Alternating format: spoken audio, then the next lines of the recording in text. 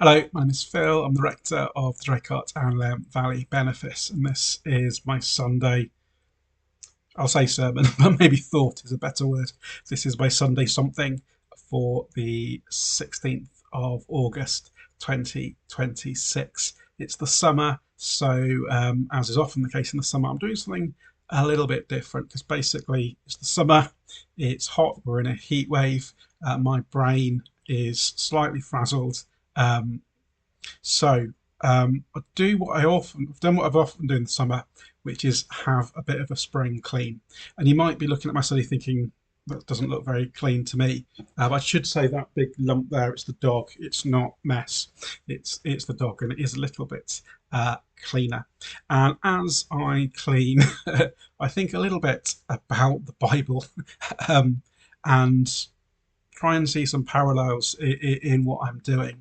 And as I was carrying out my spring clean, my mind was taken to 2 Kings 22, which I'm going to read for you now.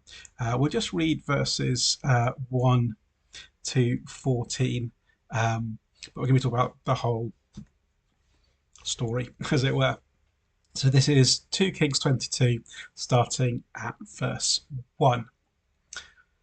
Josiah was 8 years old when he became king, and he reigned in Jerusalem for 21 years. His mother's name was Jediah, son of Idea. She was from Bozkath. He did what was right in the eyes of the Lord, and followed completely the ways of his father, not turning aside to the right or the left. In the 18th year of his reign, King Josiah sent the secretary, Shaphan, son of Azaliah, the son of Meshullam, to the temple of the Lord. He said, "Go up to Hilkiah, the high priest, and have him get ready the money that has been brought into the temple of the Lord, which the doorkeepers have collected from the people. Have them entrust it to the men appointed to supervise the work on the temple, and have these men pay the workers who repair the temple of the Lord, the carpenters, the builders, and the masons. Also have them purchase timber and dress stone to repair the temple. But they need not account for the money entrusted to them, because they are honest in their dealings." Hilkiah the high priest said to Shaphan the secretary, "I found the book of the law in the temple of the Lord." He gave it to Shaphan, who read it. Then Shaphan the secretary went to the king and reported to him, "Your officials have paid out the money that was in the temple of the Lord, and have entrusted it to the workers and supervisors of the temple." Then Shaphan the secretary informed the king, "Hilkiah the priest has given me a book." And Shaphan read from it in the presence of the king. When the king heard the words of the book of the law, he tore his robes. He gave these orders to Hilkiah the priest, Ikaham son of Shaphan, Achbor son of Micah, Shaphan the secretary, and Asaiah the king's attendant. "Go and inquire of the Lord for me, and for the people, and for all Judah, about what is written in this book that has been found. Great is the Lord's anger that burns against us, because those who have gone before us have not obeyed the words of this book. They have not acted in accordance with what is written there concerning us." Hilkiah the priest, Achikam, Achbor, Shaphan, and Asaiah went to speak to the prophet Hudilah, who was the wife of Shallum, son of Tikvah, the son of Hahaz, keeper of the wardrobe. She lived in Jerusalem in the new quarter. So I know it's quite on brand for me, isn't it? Mindlessly doing some spring cleaning and thinking of obscure episodes in the Old Testament. But the reason my mind went there is I was spring cleaning, and my mind, as it so often does, goes to, I wonder what the most significant spring clean in the Bible was. And that's how my mind ended up here. So our passage tells us that Josiah was only 8 years old when he became king, and he was, by the sounds of it, a very good king. His father and his grandfather had led the people of Judah away from God, and they'd introduced all kinds of false gods and pagan practices, and even the temple in Jerusalem that was built by King Solomon had been effectively taken over by these things. So Josiah begins his reign by clearing things out. He tears down the pagan altars. He removes the things that shouldn't be there, and he begins to restore the temple. And then while they're doing all this work, something extraordinary happens. They find a book, the book of the law, essentially the scriptures that God has given to his people. This is the Bible up to where they'd got to in the story. But it's somehow been lost in the temple. It's an interesting thought, isn't it? They'd lost it in the temple. They had priests, they had the religious structures, they had all the outward stuff of worship, but they'd lost the book that told them what all of this was actually about. And when Josiah encounters the book of the law, the real gospel, the real truth, what God is really about, he tears his robes because he suddenly realizes that although he's been doing some very good things, he's been getting rid of these false gods and he's been restoring the temple. There was a lot that he was doing that was right, but there was a lot about following God that he didn't actually know because they'd lost the book. For about 57 years, his father and his grandfather had been leading the nation in a completely different, wrong direction. So Josiah inherits a faith that's become cluttered, distorted, and fragmented by all these idols that have been brought into it. And I think there's something really interesting for us in that, because sometimes when we think about spiritual renewal, we think it's about discovering something completely new.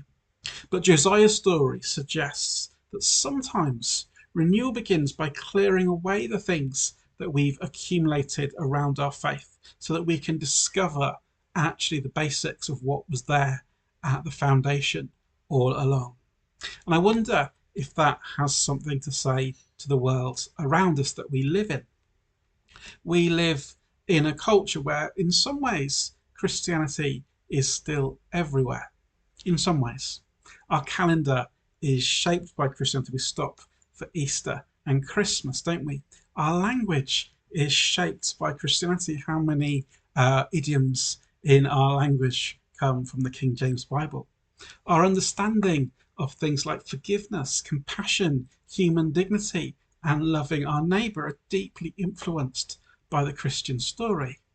But I wonder if increasingly we've kind of lost the bigger picture of the story itself. We've inherited fragments of Christianity without necessarily knowing where those fragments come from. And we can see a lot of this, I think, in some of the arguments that are going on at the moment about what it means to be a Christian country. Are we in the UK a Christian country? Because some people want to reclaim Christianity because they see it as part of our national heritage, as part of our culture, as part of our identity, as part of what it is to be British. That's one particular take, one particular group of people that are trying to reclaim Christianity. Others have kind of inherited some of Jesus' teaching, love your neighbour, don't judge people, care for the vulnerable, but without necessarily understanding or having received the Christian foundation that those morals are built upon. And there's something true in both of these things people are grasping at. The reality is that in this country, Christianity has profoundly shaped the way that our country has evolved. Our laws were built on the laws in the Bible. And Jesus absolutely does tell us to love our neighbour and not to judge hypocritically. But neither of those things on their own is Christianity. Because Christianity isn't about a nation. Christianity isn't about borders. And Christianity isn't fundamentally a set of moral values. Christianity is about a person. Christianity is about Jesus. And I think that's one of the dangers that we have living in what people sometimes call a post-Christendom culture. We can end up with bits and pieces of Christianity floating around without the thing that holds them together. We remember to love your neighbour, but perhaps forget why Jesus told us to love our enemy or our neighbour, and perhaps who Jesus tells us our neighbour was. And we remember don't judge, but we forget the bigger story of sin, grace and forgiveness. We remember Christian values, but we lose sight of the God who gives those values meaning. And so perhaps in some ways we're a little bit like Josiah before he found the book of the law. We've inherited fragments. We know there's something important here. We know that Christianity has something to say, but we don't necessarily have the whole picture. And that's why the discovery of the book of the law is so important, because Josiah doesn't simply discover a set of rules. He discovers the fuller story of what it means to live as God's people. And when he encounters the story, he realizes that he needs to change. He tears his robes, he repents, and he begins to rebuild. And that's an important pattern for us, because sometimes we think following Jesus is primarily about getting rid of things, like Josiah got rid of the pagan altars. I need to stop doing this. I need to get rid of that. I need to be a better person. And of course, there are things in our lives that need to go. There are things we need to tear down. There are habits. There are attitudes. There are things that we've put our trust in that can't actually bear the weight that we're putting on them. But Christianity isn't simply about having less bad stuff in our lives. It's about discovering what belongs there instead. Josiah doesn't just tear down the pagan shrines, he discovers God's word. He discovers again who God is. He discovers who God's people are called to be. And that brings me back to my slightly chaotic spring clean. As I was going through my study, I found all sorts of things that I had accumulated. I'm a little bit shy to tell you what some of them are, but yeah, I do collect various sauces and condiments when I eat at my desk. Stay there for a while and are now in the bin. There's also papers that I don't need, things I've forgotten that I've kept, things that simply found their way into a pile because I hadn't stopped to decide what to do with them. And I wonder whether life can get a bit like that. We get busy. We move from one thing to another. We absorb ideas and assumptions from our families, from our friends, from our workplaces, from the culture around us, from social media. We pick up things without necessarily deciding whether or not they're actually true. And after a while, our lives can become a bit cluttered. Not necessarily with obviously terrible things, just with lots of things. Ideas that make us about what makes us valuable. Ideas about what success looks like. Ideas about what we should be afraid of. Ideas about what will make us happy. Ideas about what we need to do in order for our lives to be okay. And I think maybe the message from Josiah is that actually sometimes maybe we need to occasionally stop and ask, where did I get this from? Is this actually what I believe? Is this actually what Jesus teaches? Have I built my life around something because I've absorbed it from the world around me rather than because I've stopped and thought about it and seen it in the scriptures? Perhaps, like Josiah, we need to pause to allow God's words to speak into our lives afresh, not simply just to confirm what we already think, but to challenge us, to surprise us, and perhaps even to make us uncomfortable. Because when Josiah hears the law, his response is not, oh, that's nice, it confirms everything I already thought. He tears his robes. He realizes there is work to do. I think that's one of the marks of genuinely encountering God. Sometimes God confronts us. Sometimes he reassures us. But sometimes God says, actually, Phil, that needs to go. And that attitude needs to change. The thing you've built your identity around isn't going to sustain you. That fear you've been carrying doesn't need to control you. That person you've written off is someone you need to forgive. That thing you've put in my place needs to be gotten rid of. And the good news is that God doesn't simply leave us with an empty space. The Christian gospel isn't just tear everything down and figure out the rest yourself. It's tear down what needs to go and discover what God has put there instead. And ultimately, what we discover isn't simply another set of rules. We discover Jesus. We discover the God who made us, who knows us, who loves us, who sees all the things that we've gotten wrong and yet comes towards us with grace.